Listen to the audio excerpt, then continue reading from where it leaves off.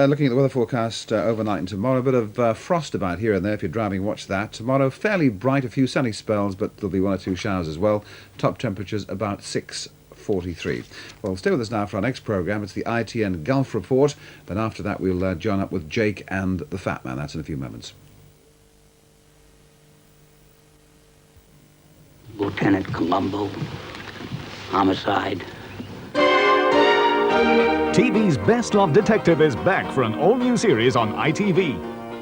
An unidentified body found at the beach early this morning. Peter Falk returns as the inimitable Columbo. So you think it was murder? Suspect it was something like murder. Which one of us is going to die? Chill! New next Saturday, 7:40. Now that's one I'm going to tell the wife.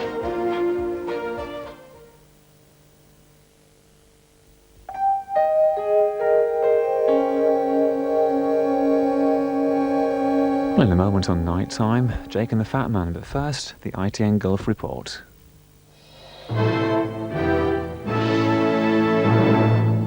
Iraq's ambassador to the UN, Abdul Amir al-Ambari, said tonight his government was finalising its response to the Soviet peace plan.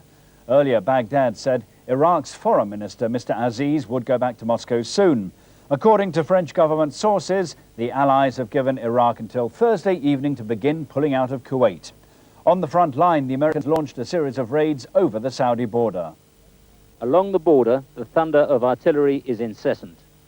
On land, as in the air, the Allies are on the attack.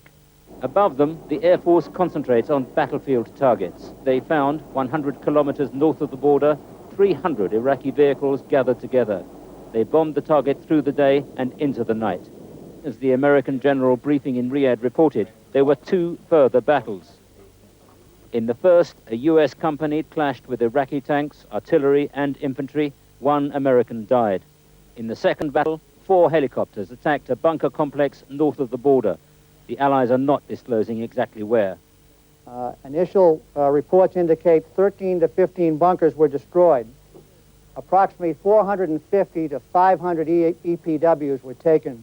2 Apache helicopters were involved in the raid and, as on a previous occasion, effectively rounded up the prisoners and held them until Chinooks with guards arrived to ferry them back across the border. Here, the Foreign Secretary, Douglas Hurd, said he now believed the Gulf War was more likely to end through a land war. The American Secretary of State, Mr. James Baker, said Kuwait would be liberated soon.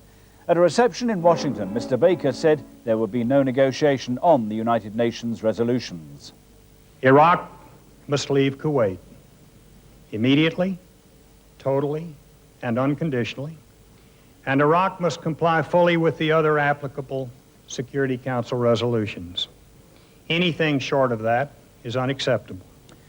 The President of Albania, Mr. Ramiz Alia, has promised to form a new government following violent demonstrations by thousands of people against his hardline communist regime. Police using guns and dogs failed to control the crowds. It began as a massive show of support for pro-democracy students on hunger strike. They marched to the main square, dominated by the statue of Enver Hoxha, who ruled Albania for 40 years until his death in 1985. Police were driven back by missiles as they tried to clear the square. But the sheer weight of numbers overwhelmed the police, and with the square under their control, the demonstrators took their revenge for 4 decades of repression.